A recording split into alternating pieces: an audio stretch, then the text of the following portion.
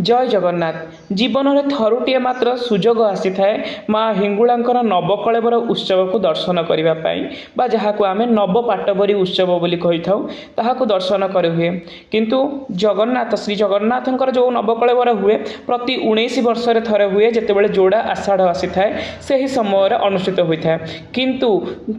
माँ हिंगुलांकर नवकलेवर जीवन में थरे मात्र देखी हुए कहीं तार कारणटी हूँ कि जे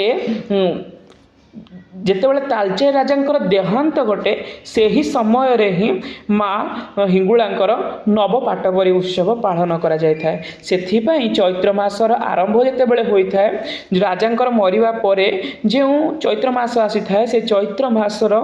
प्रथम बुधवार ठारू एही मध्यरात्र समय आरंभ करा जाय था नव पाटबरी उत्सवर विधान। सेतेबेले कौन करा जाए ना चहल बनरू हिंगुला मंदिरर पाखरे थिबा एक चहल बनरू एक शाल काठ को संगृहीत करा जाय था दिव्य लक्षण युक्त शाल काठ को संग्रह करा जाई सेथिरे कौन करा जाय था ना हिंगुला कुटी शुणी एवं करडेई ताहा सहित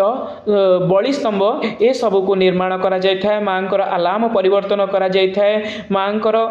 शरीर में पांच चिन्हा सुना सब स्थापन करा जाय थाए रुपये मकुट ए सब को धारण करा जाय थाए ए सब को करा जाय नव पाटबरी उत्सव पालन करा जाय थाए। तेबे माँ को दर्शन करने जातु ए 2026 मसीहा अप्रैल 1 तारिख दिन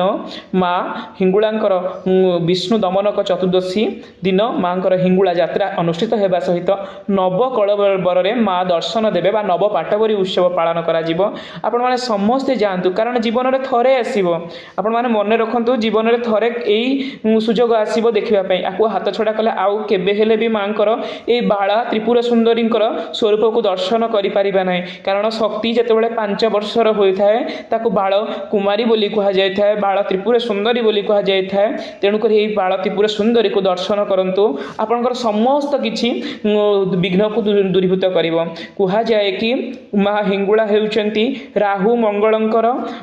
अधिष्ठात्री देवी किंतु जेतेबेले ए नवकलेवर समय रे मंगल बुध राहुंकर उत्तम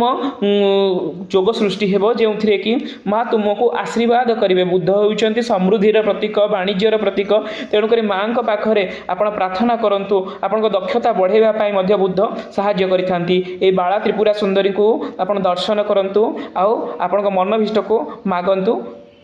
सबकि माँ अचिरे पूरण करेंगे। तेणुक आपण मानक अनुरोध एथर निश्चिंत भाव में वर्ष जेहेतु जीवन में थरे आसो नवकलेवर तेणुक निश्चिंत भाव में जातु दर्शन करूँ। रहुछि नमस्कार। जय जगन्नाथ।